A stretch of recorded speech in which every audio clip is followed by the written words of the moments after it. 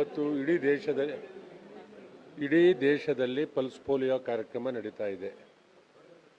ನಮ್ಮ ಹಾಸ್ಪಿಟ್ಲ್ಗಳಿರ್ತಕ್ಕಂಥ ಎಲ್ಲ doctors, nurses, anganwadi ಕಾರ್ಯಕರ್ತರು ಟೀಮ್ ಆಗಿ, ಮತ್ತು ರೋಟರಿ ಕ್ಲಬ್, ವಿಶೇಷವಾಗಿ ರೋಟರಿ ಕ್ಲಬ್ಬು ಅವರ ಸಹಕಾರದಿಂದ ಎಲ್ಲ ಭಾಗದಲ್ಲೂ, ನನ್ನ ಕ್ಷೇತ್ರದ ಎಲ್ಲ ಭಾಗದಲ್ಲೂ ಇವತ್ತು ಪಲ್ಸ್ ಪೋಲಿಯೋ ಕಾರ್ಯಕ್ರಮ ನಡೀತಾ ಇದೆ.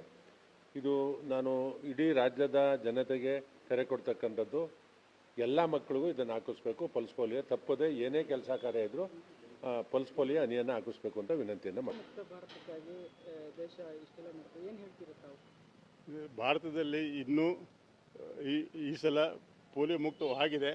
ಆದ್ರೂ ಸಹಿತ ಪಾಕಿಸ್ತಾನ ಮತ್ತು ಅಫ್ಘಾನಿಸ್ತಾನದಲ್ಲಿ 1-2 ಕೇಸ್ಗಳು ಕಂಡಿರೋದ್ರಿಂದ ಪೋಲಿಯೋ ಮುಕ್ತ ವರ್ಲ್ಡ್ ಆಗಬೇಕಂತ ಹೇಳ್ಬಿಟ್ಟು ರೋಟರಿ ವತಿಯಿಂದ ಪ್ರತಿ ವರ್ಷವೂ ನಾವು ಪಲ್ಸ್ ಪೋಲಿಯೋ ಅಭಿಯಾನವನ್ನು ನಡೆಸ್ಕೊಂಡು ಬರ್ತಾ ಇದ್ದೇವೆ.